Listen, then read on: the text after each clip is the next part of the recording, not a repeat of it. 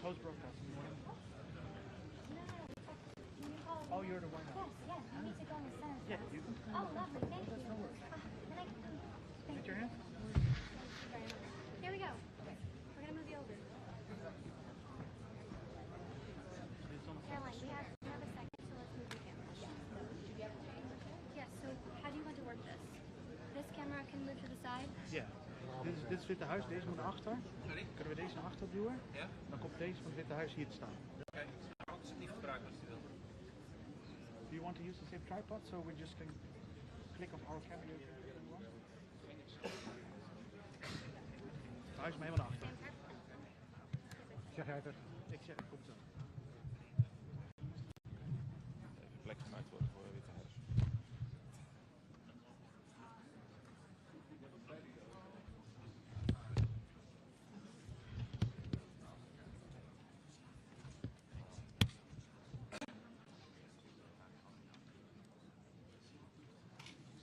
Ze zijn niet heel vriendelijk, zeg maar.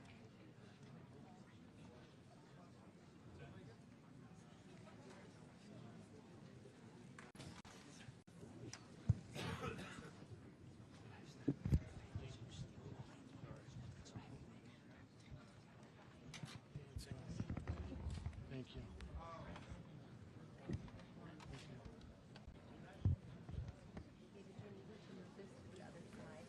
Ja, ja. Dat maakt het uit.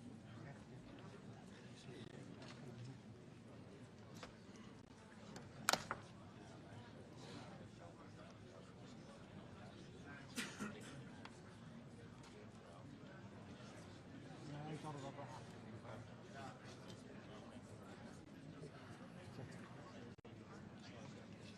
Ja, ze willen gewoon een eigen ding.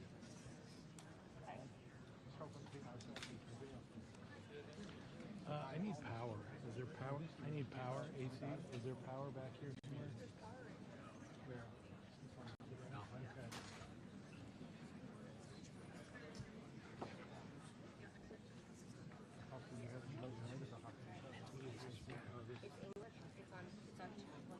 Okay. Okay. What else do you need to do? Let me come up there.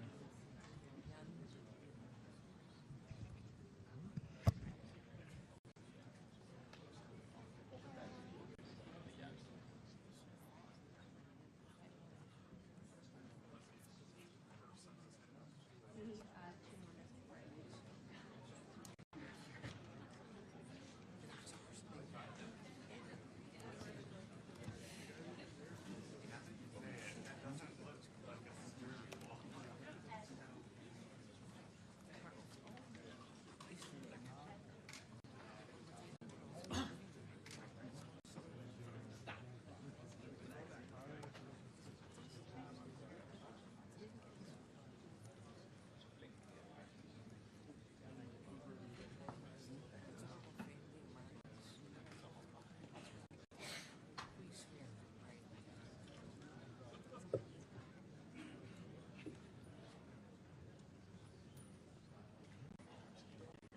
Nee, maakt niet uit.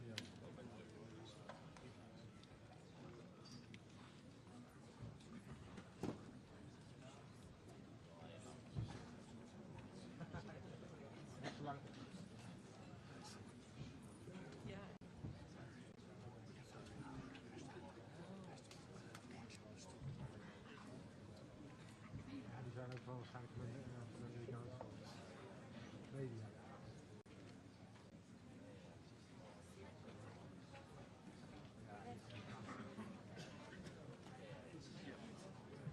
Thank you. David, Ethernet is right behind you. Ja, dat is van de verstaan. Thank you.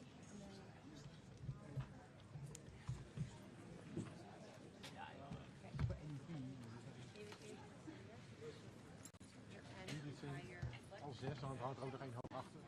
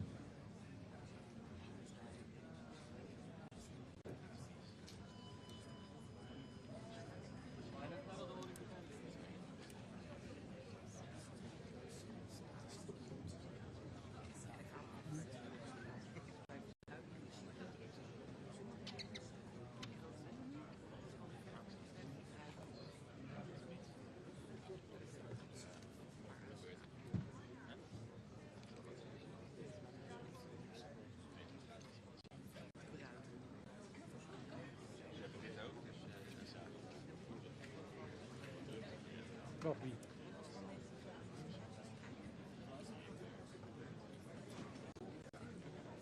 Ja, natuurlijk. En wij toch ook? Wij niet, maar...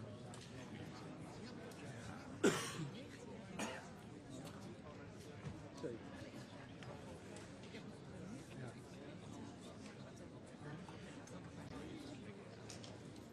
Ik heb het gemist.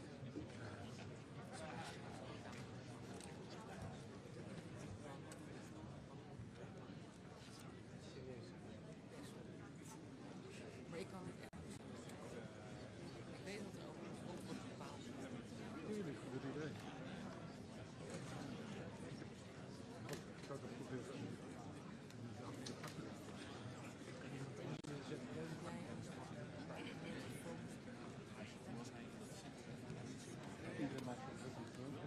Nee, sorry. Ja, nee. Nee, maar zo goed. Dat is de leeftijd.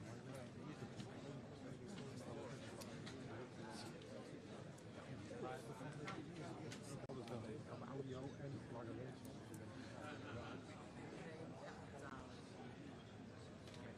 Weet iedereen.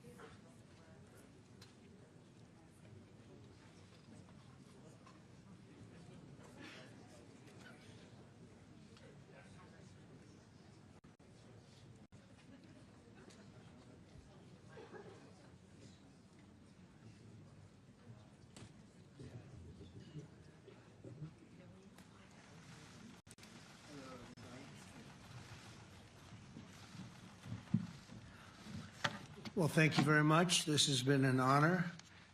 It was a fairly long trip, but worth it.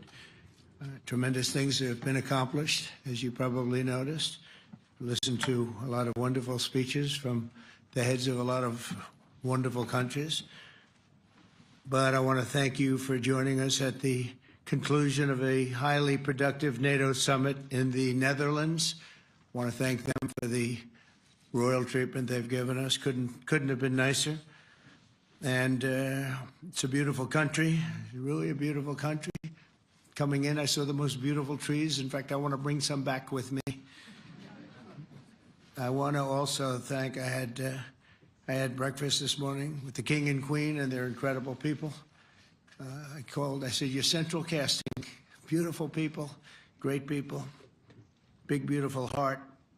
And I enjoyed that. And also NATO Secretary General Mark Rutte, who's been terrific. He's been a friend of mine. Used to be right here running this wonderful country. Now he's the NATO Secretary General. He's doing a fantastic job. And the Prime Minister, we appreciate everything you've done. And as you know, last weekend, the United States successfully carried out a massive precision strike on Iran's nuclear enrichment facilities, and it was very, very successful. It was called obliteration. No other military on earth could have done it, and now this incredible exercise of American strength has paved the way for peace with a historic ceasefire agreement late Monday, and we call it the 12-day war. Spoke to a few people. I guess that just sounded like the right name. It was a 12-day war. And we think it's over. I don't think they're going to be going back at each other. I don't think so. Not only have we dealt decisively with the critical threat of Iran's nuclear program, which was what I wanted. I said, Iran cannot have a nuclear weapon. I've said that for 15 years, long before I decided to do the political thing. But we've also reasserted the credibility of American deterrence, which is like no other. The people at NATO said there's never been anything. You know, I rebuilt the entire military during my first term. And we have a great military. We have great generals. I got to know the good ones and the bad ones. We kept the good ones. Over the past 2 days, I was honored to participate in the NATO leaders meeting and also had extremely good individual discussions with the King and the Queen, Secretary General Rutte, and the Prime Minister. Great discussions. Very knowledgeable people. Major focus of our conversations at the summit was the need for other NATO members to take up the burden of the defense of Europe, and that included the financial burden. As you know, it was 2%, and we got it up to 5%. And they said, a couple of them came up to me. One in particular said, sir, we've been trying to get it up to 3% for 20 years, and we haven't been able, and you got it up to 5%. So they're going to be, most of them, I guess almost all of them, are going to be contributing now, 5%, a number that people are surprised at, but you need it today. The United States accounts for 2/3 of all NATO defense spending. And since I began pushing for additional commitments in 2017, believe it or not, our allies have increased spending by $700 billion.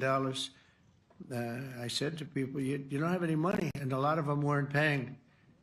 And so I started the process, and I picked it up as soon as I got back, which is 6 months ago. And following my election last November, almost all have accelerated plans to reach the 2%, 3%, 4%, and then ultimately, very quickly, 5%. And all of this is going to be done very quickly, almost immediately. You probably know this as well as I do. I'm sure they've been talking about it. It's really been a big focus. In a very historic milestone this week, the NATO allies committed to dramatically increase their defense spending to that 5% of GDP, something that no one really thought possible. And they said, you did it, sir, you did it. Well, I don't know if I did it, but I think I did. This will be known as the Hague Defense Commitment, which is pretty good, pretty appropriate. When the allies reach this number, it will add more than $1 trillion a year.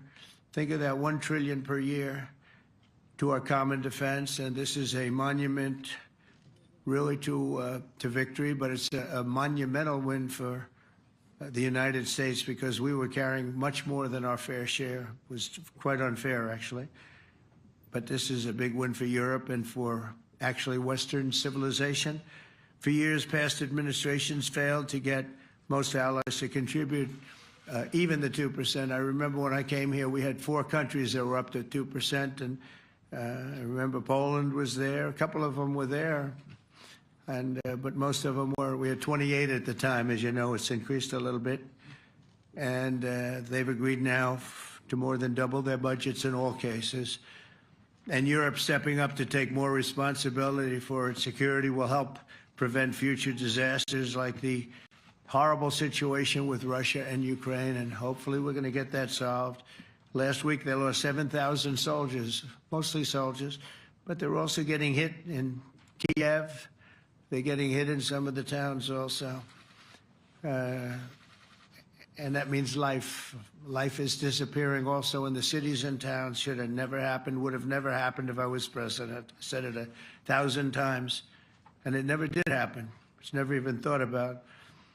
But it's vital that this additional money be spent on very serious military hardware, not bureaucracy, and hopefully that hardware is going to be made in America because we have the best hardware in the world. You saw that where 14 missiles were shot at us the other day.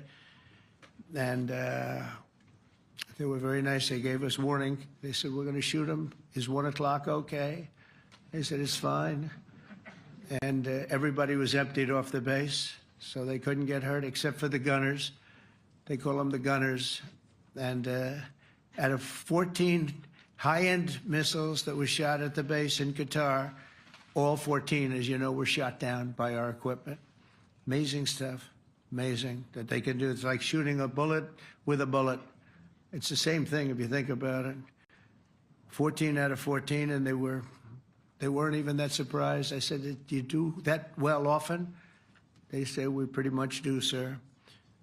The Ukraine crisis has also highlighted the urgency of rebuilding our defense industrial base, both in the United States and among the allied nations. We cannot afford to be dependent on foreign adversaries for critical minerals. And as you know, we made a deal with Ukraine to take a vast amount of the land they have for minerals. We need it.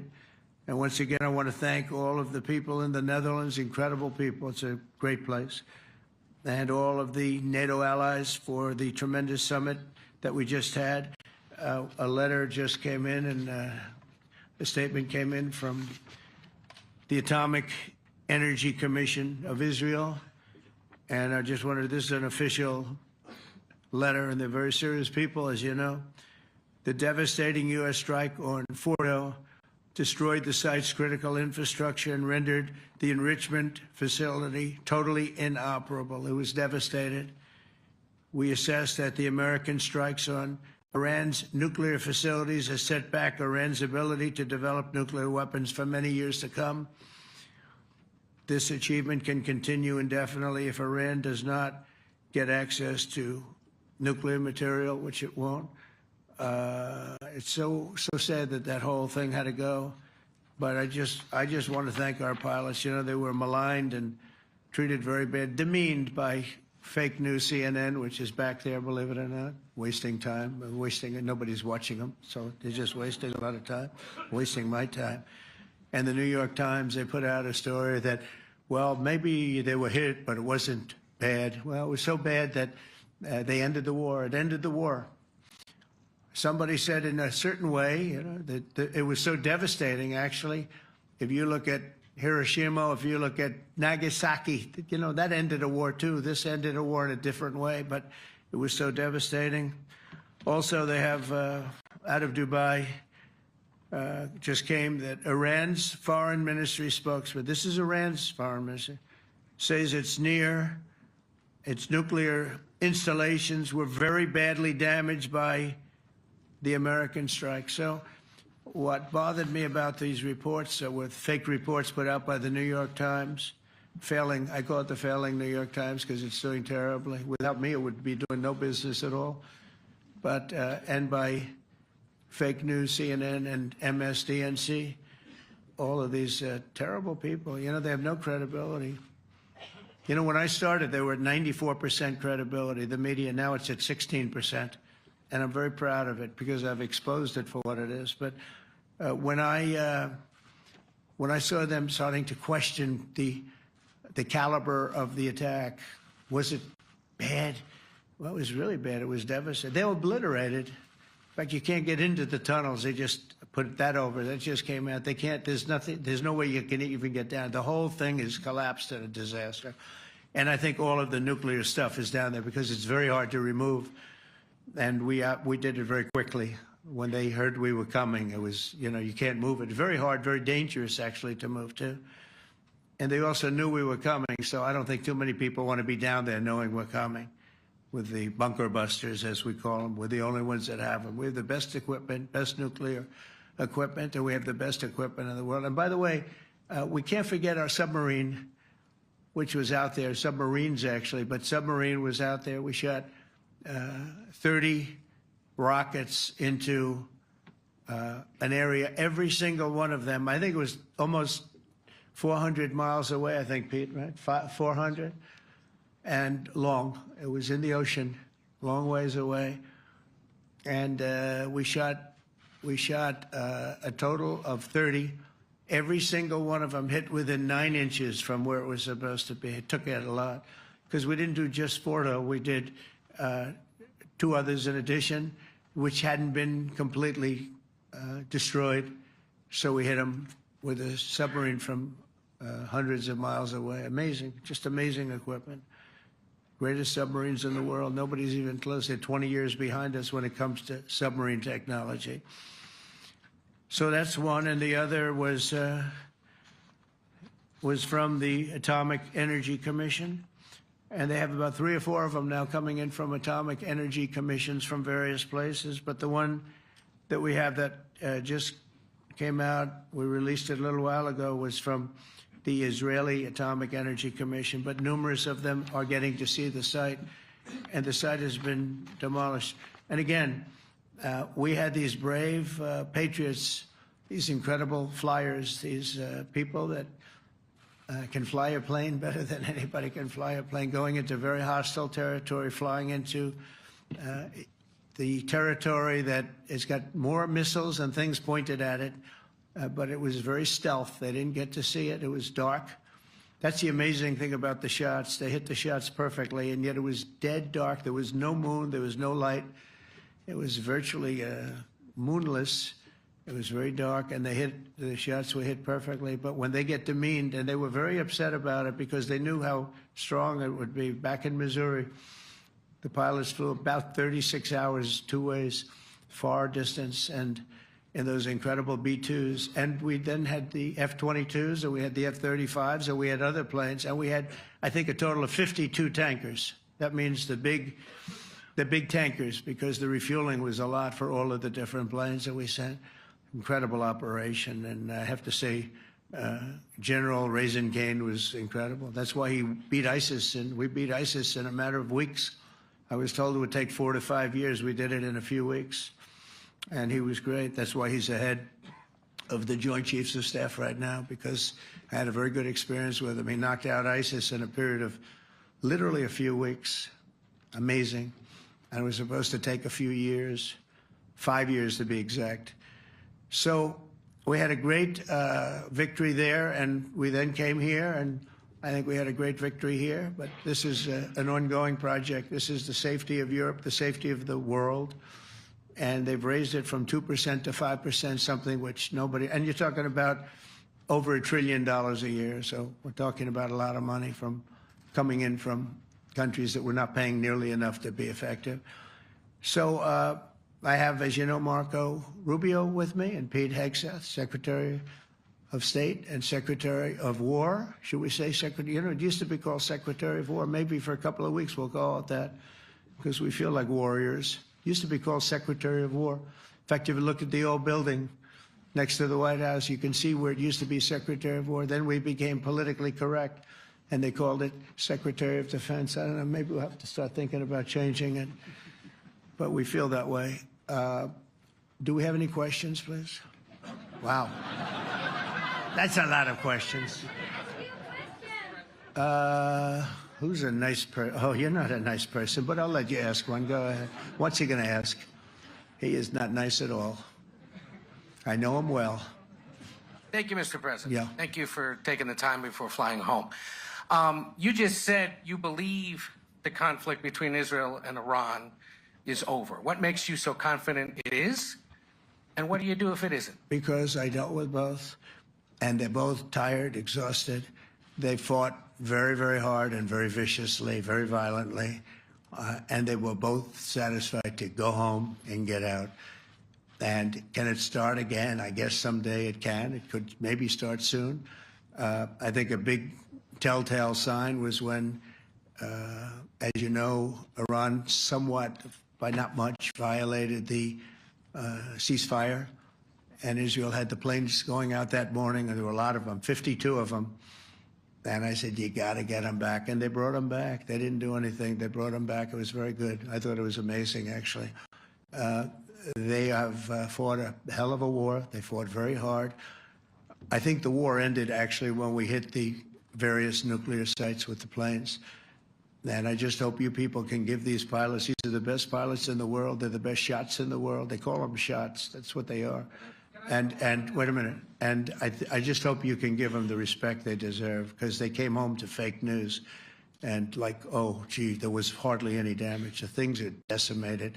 So, but I think, no, I think they're very much finished. I think Israel's going to get back to doing what they do. And I think that Iran's going to get back. You know, Iran has a huge advantage. They have great oil, and they can do things. I don't see them getting back involved in the nuclear business anymore. I think they've had it. They've been at it for 20 years, and I don't see that happening either. Now, if it does, we're always there. It won't be me. It'll be somebody else, but we're there. We'll have to do something about it. Yes, please, go ahead. Go ahead. Oh, fake news, CNN? Oh, yeah, here we go. Wait till you hear this question. You should really say how great our soldiers and our warriors are. I think everyone appreciates our soldiers and our warriors. I do have two questions for you, Mr. President. You just cited Israeli intelligence on these attacks. Earlier, you said U.S. intelligence was inconclusive. Are you relying on Israeli intelligence for your assessment of the impact of the strikes? No, this is also, Iran made the statement, and it's also, if you read the document that was given, that Pete can talk about if you'd like, the document said it could be very severe damage. But they didn't take that. They said it could be limited or it could be very severe. They really didn't know, other than to say it could be limited or it could be very, very severe. And you didn't choose to put that because it was very early after. Since then, we've collected additional intelligence. We've also spoken to people who have seen the site, and the site is obliterated. And we think everything nuclear is down there. They didn't take it out. Okay, question? Please, go ahead. Go ahead. Yeah, blue dress. Thank you so much, Mr. President. Yesterday, you said China can now continue to purchase oil from Iran. Yeah. Are you giving up on your maximum pressure campaign? Because there are sanctions right now. With who? On Iran. No, look, they just had a war. The war was fought. They fought it bravely. I'm not giving up. They're in the oil business. I mean, I could stop it if I wanted. I could sell China the oil myself. I don't want to do that. They're going to need money to put that country back into shape. We want to see that happen. Would it? No, if they're going to sell oil, they're going to sell oil. We're not taking over the oil. We could have, you know. I used to say with Iraq, keep the oil. I could say it here, too. We could have kept the oil.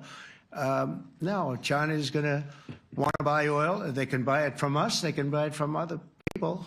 But you're going to have to put that country back into shape. It desperately needs money. Yeah. Yeah, please. Here we go. I'm picking the beauties today. Go ahead. Mr. President, Secretary General Rutte has described President Putin as an adversary, a threat, an enemy. Do you view him the same way? And in addition to that, you mentioned General Kane, your chief of staff, the chairman of the Joint Chiefs of Staff. General Kane. Yes. He has said that Mr. Putin has territorial ambitions beyond Ukraine. Do you view that in the same way? Possible. I mean, it's possible. I know one thing. He'd like to settle. He'd like to get out of this thing. It's a mess for him. He called the other day. He said, "Can I help you with Iran?" I said, "No, you can help me with Russia." Because, you know, in the last few weeks, we took care of India and Pakistan, Kosovo, Serbia. I think on Friday we have coming in, the Congo is coming in, and Rwanda is coming in. That was a vicious war that went on, a machete war, heads chopped off all over Africa. They're coming in. We did 2 others in addition to that. Nobody's ever done anything like this. No, I consider him a person that's, I think, been misguided. I'm very surprised, actually.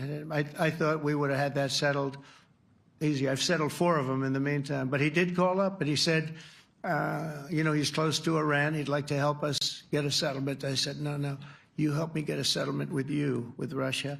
And I think we're going to be doing that, too. Yeah, please. Go ahead, please.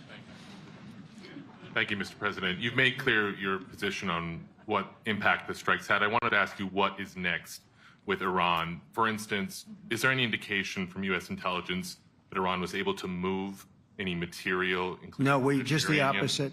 We think we hit them so hard and so fast they didn't get to move. And if you knew about that material, it's very hard and very dangerous to move. It's called, in many people, they call it dust, but it's very, very heavy. It's very, very hard to move. And they were way down. You know, they're 30 stories down. They're literally 30, 35 stories down underground. You think you got it all? Oh, yeah, we think we got it. We think it's covered with granite, concrete, and steel.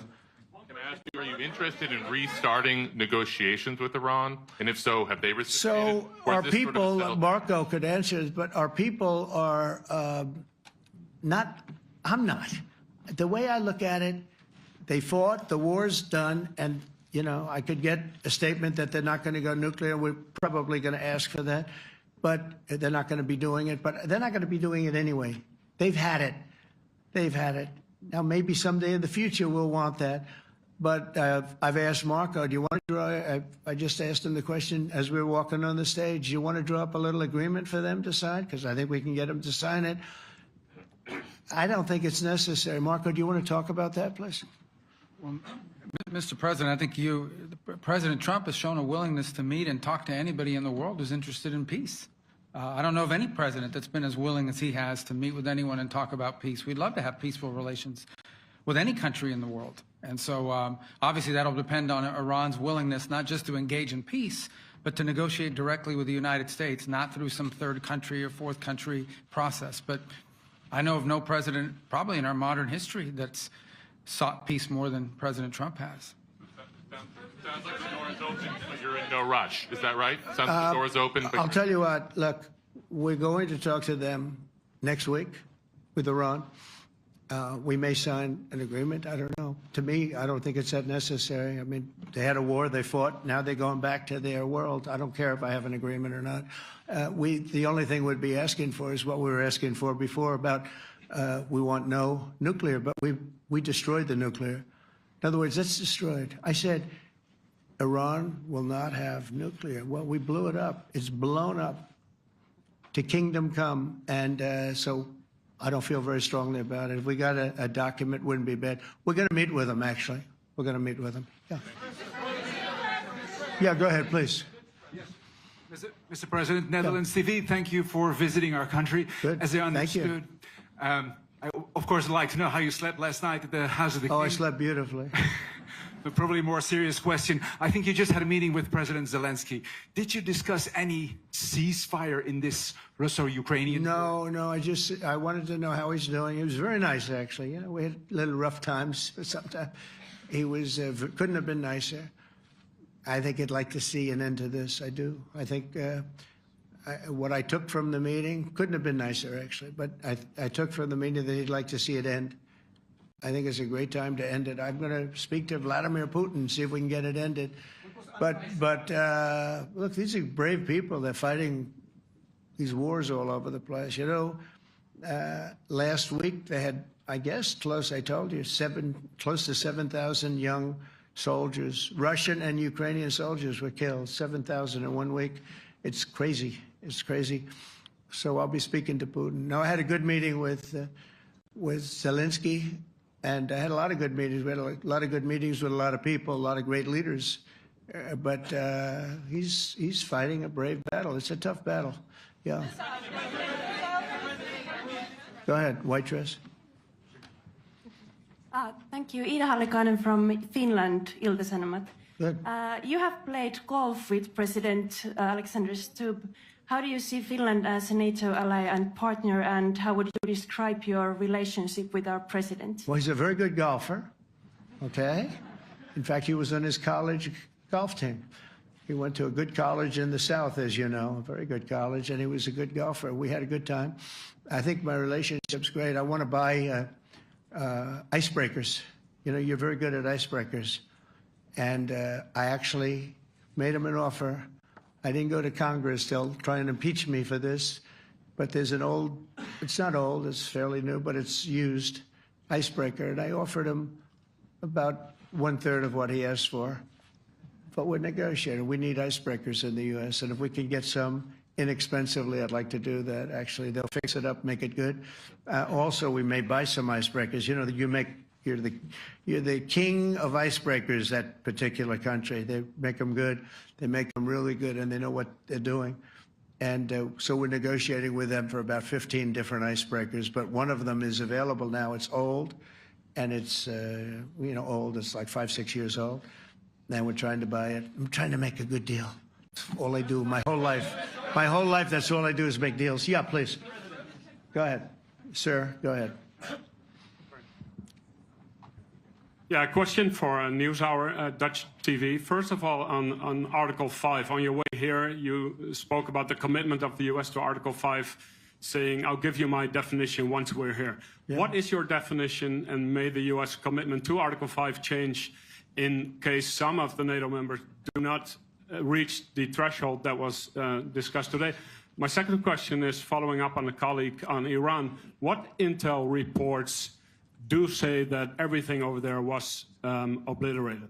Yeah, well, there are numerous of those reports, and they're coming out fast and furious. But the most respected ones we've already seen. And I will say that on a very confidential basis, they're looking at the reports, like numerous reports, and including people going to the site and checking the site.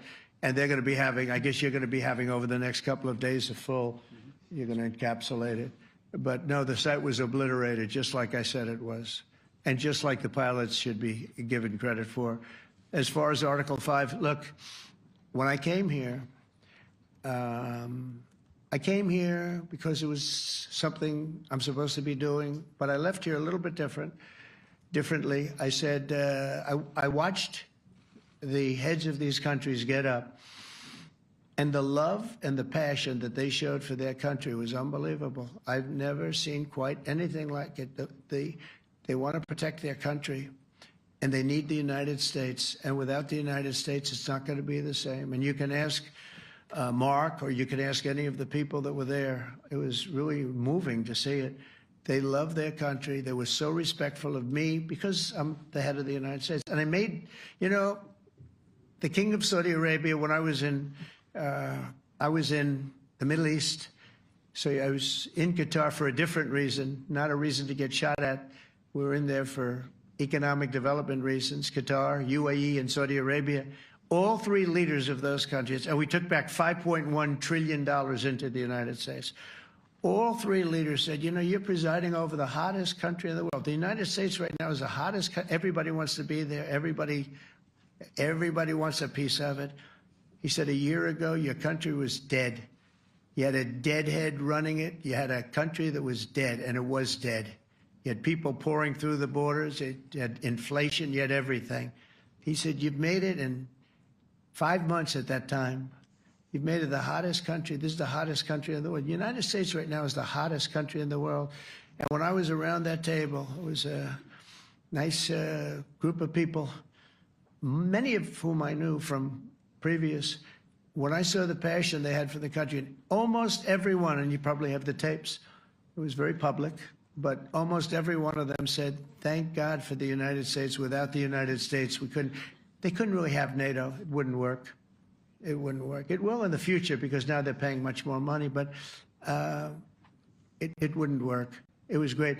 And I left here differently. I left here saying that these people really love their countries. It's not a ripoff. And we're here to help them protect their country. Okay, we'll do one or two more. Thank you, Mr. President. Yeah. A question on Spain. Are you satisfied with today's... Oh, I think Spain's terrible what they've done. No, I do. They're the only country that won't pay the full up. They want to stay at 2%. I think it's terrible. And, you know, they're doing very well. The economy is very well. And that economy could be blown right out of the water with something bad happening. You know, Spain is the only country that... Are you from Spain? Yeah. Good, congratulations. You're the only country that is not paying. I don't know what the problem is. I think it's too bad.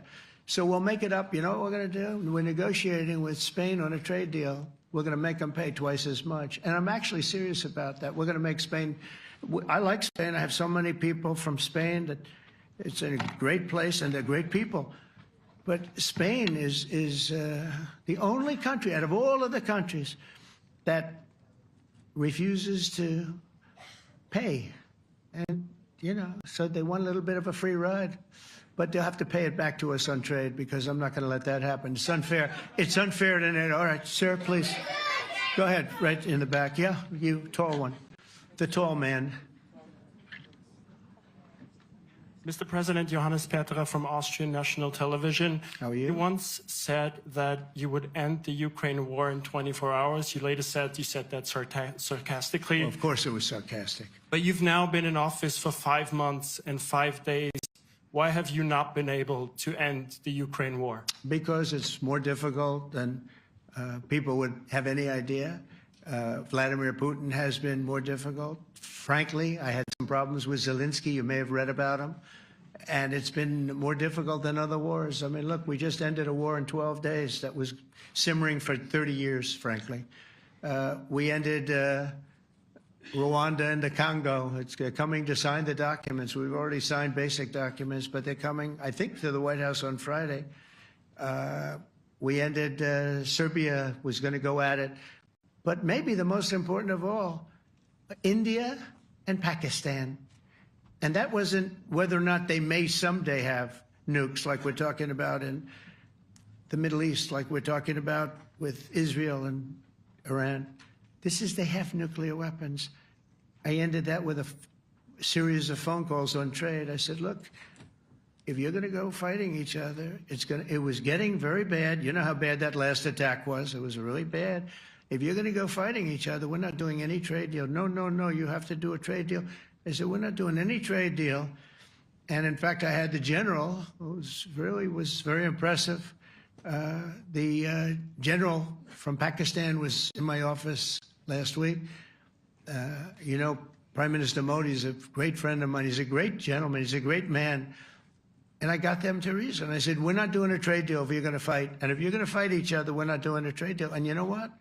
They said, no, I want to do the trade deal. We stopped the nuclear war. Go ahead. Go ahead, Jeff. Here's another beauty, Jeff.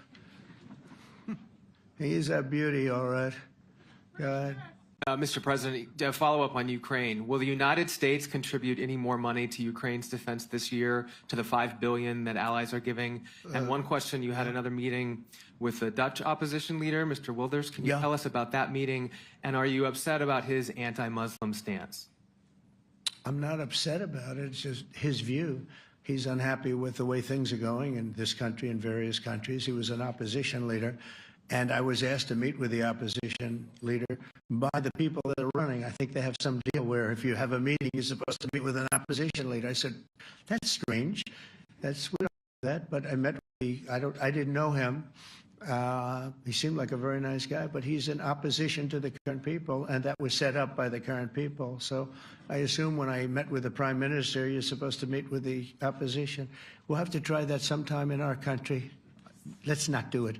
But I thought he was very good. As far as money going, we'll see what happens. There's a lot of spirit. Look, Vladimir Putin really has to end that war. People are dying at levels that people haven't seen before for a long time. Go ahead. Go ahead. White shirt. Oh, she's all excited. So, BBC News Ukrainian. I would Where are like you to from? ask I'm from Ukraine. Oh, so my wow. question to you is whether or not the U.S. is ready to sell anti-air missile systems Patriot to Ukraine. We know that Russia has been pounding Ukraine really heavily right now. Are you living yourself now in Ukraine? My husband is there. Wow. And I can see you very, it's amazing. And me with the kids, I'm in Warsaw actually, because he wanted me to be. Is your husband a soldier? No? He is. He's there now? Yeah. Wow. That's rough stuff, right? That's tough. And you're living here? In Warsaw. And you're a reporter? I am. Good. So let me just tell you, they do want to have the missiles, okay, as they call them, the Patriots. And we're going to see if we can make some available, They're very hard to get. We need them too. We were supplying them to Israel, and they're very effective, 100% effective. Hard to believe how effective. And they do want that more than any other thing, as you probably know. That's a very good question, and I wish you a lot of luck. I mean, I can see it's very upsetting to you. So say hello to your husband, okay? Thank you. Go ahead. Thank you. Thank you, Mr. President. You were criticizing... Where are you from? Bloomberg News. Oh, Bloomberg. That's wonderful. You were criticizing the Federal Reserve Chair before coming to this summit. Yeah, I think he's terrible. I was wondering if you've begun interviewing different candidates for the Fed pick. Yeah, I know within 3 or 4 people who are going to pick. I mean, he goes up pretty soon, fortunately, because I think he's terrible. We have no inflation. We have a tremendous economy. Hundreds of billions of dollars of tariff money is pouring in. Factories are being built because they don't want to pay the tariffs, so they're building them all over the country. I think we're close to $15 trillion. I told you 5.1 trillion from the Middle East alone, but of investment money coming in. There's never been anything like that in the history of our country. But we have no inflation. And we have borrowing because Biden, stupidly, they did short-term debt. So we have borrowing coming up. And, we'll go 10 years, maybe longer, maybe shorter, but we'll go a long period of time when we do the debt. And because of him, because of this guy, we will have to pay for years. We'll be paying for him. And I said to him, listen, there's no inflation. He says, but maybe there'll be some. That's true. I said, if there is some, what you do is raise the rate. I'm okay with that. You raise the rate in 2 years from now or a year from now. But because the rate's high, we have to pay more for debt. It's pretty equal. In other words, if it's 4%, it's 4%. If you drop it a point, you'll pay 3%. So it's fairly equal, not necessarily, but fairly equal. So we're going to end up paying maybe 2 points or 3 points more. 3 points would be about $900 billion a year because of this very average mentally person. He's an average mentally person. I'd say low in terms of what he does, low. Low IQ for what he does, okay?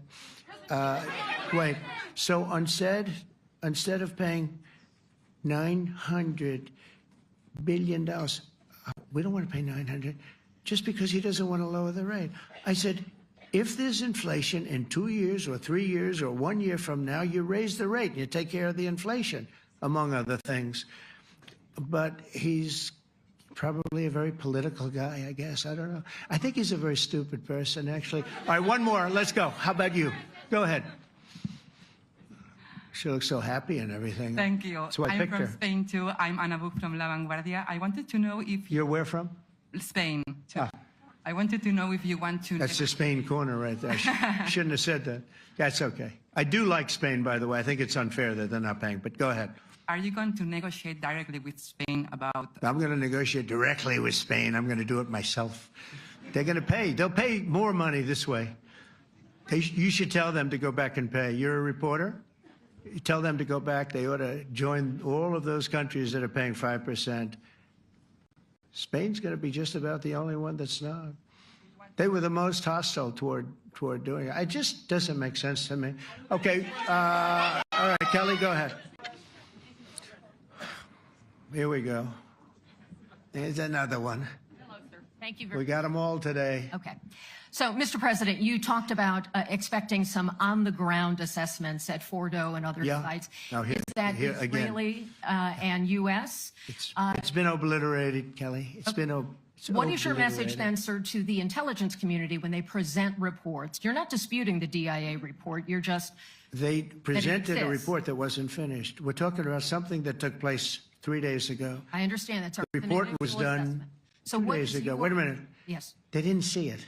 All they can do is take a guess. Now, if you take a look at the pictures, if you take a look how it's all blackened, you know the fire and brimstone is all underground because it's granite and it's all underground. You don't show it. But even there, with all of that being said, the whole area for 75 yards around the hole where it hit is black with fire. The group that's run by this gentleman, in fact, you may want to talk about it for a second because we're going to issue a report. And I think it's not even a very exciting report at this point. It's been obliterated, totally obliterated. And they did a report, but it was like, if you look at the dates, it's just a few days after it Understood, happened. sir. So they didn't see it. They said it may be very severe. Go Understood. ahead. Do you have a message for the intelligence community, though, in terms of unvarnished information getting to you, that it's not... I don't really have a message. I would say issue the report when you know what happened. I wouldn't say that it could be severe or maybe not. They use the word severe. It could be severe or maybe it's not. And briefly, So people like you picked up and said, oh, it's not severe. We're just No, looking for the the report was not a complete report. Yeah, the message was probably wait till you know the answer before you... And Go sir, ahead. did you not have a public component to your Zelensky meeting for a tactical reason with President Putin? Let him answer this. Hello, Mr. Secretary. Yeah. There's a reason the president calls out fake news for what it is. These pilots, these refuelers, these fighters, these air defenders, the skill and the courage it took to go into enemy territory flying 36 hours on behalf of the American people and the world to take out a nuclear program is beyond what anyone in this audience can fathom. And then the instinct of CNN, the instinct of the New York Times is to try to find a way to spin it for their own political reasons to try to hurt President Trump or our country. They don't care what the troops think. They don't care what the world thinks. They want to spin it to try to make him look bad based on a leak. Of course, we've all seen plenty of leakers. And what do leakers do? They have agendas. And what do? Do they share the whole information or just the part that they want to introduce? And when they introduce that preliminary report that's deemed to be a low assessment, you know what a low assessment means? Low confidence in the data in that report. And why is there low confidence?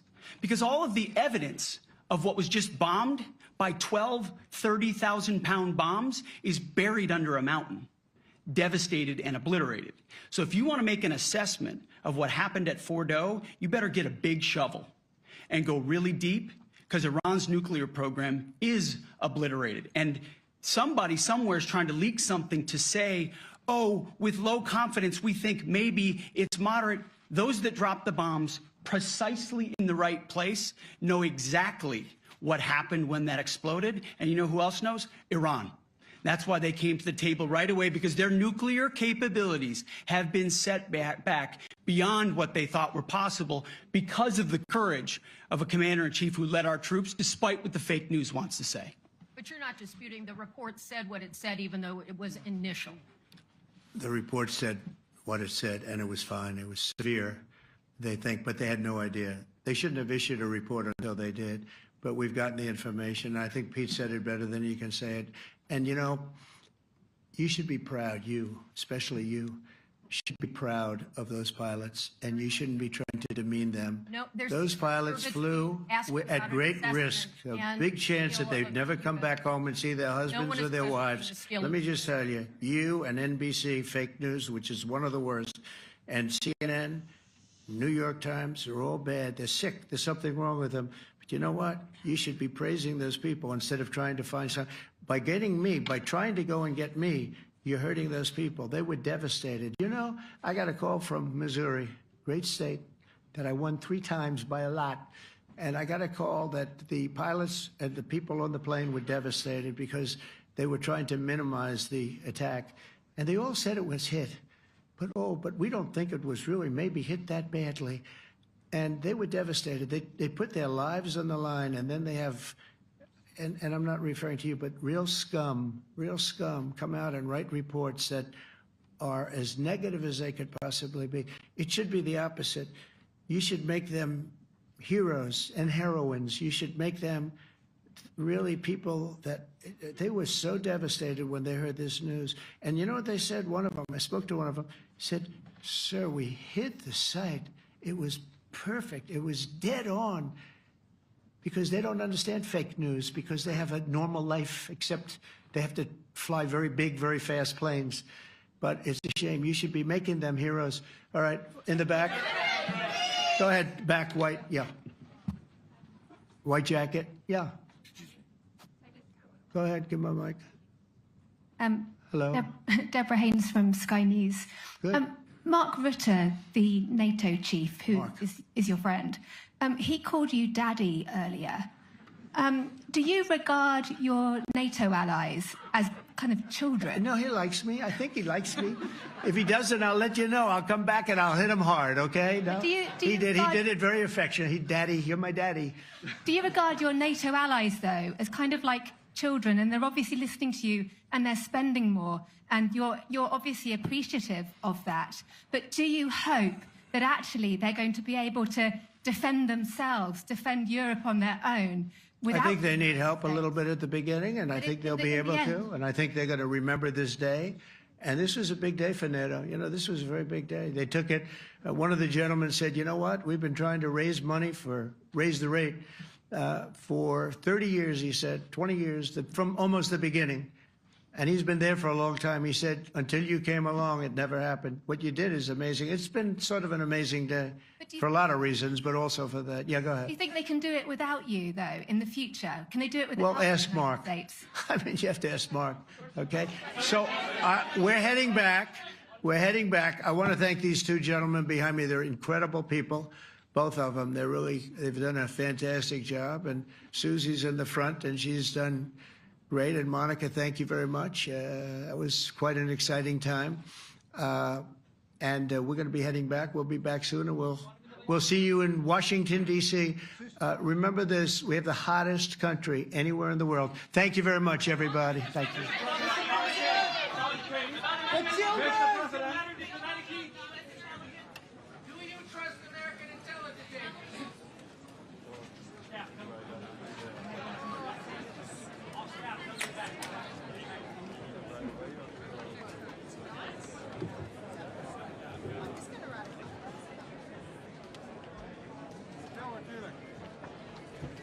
Zelfs een goede kabinet.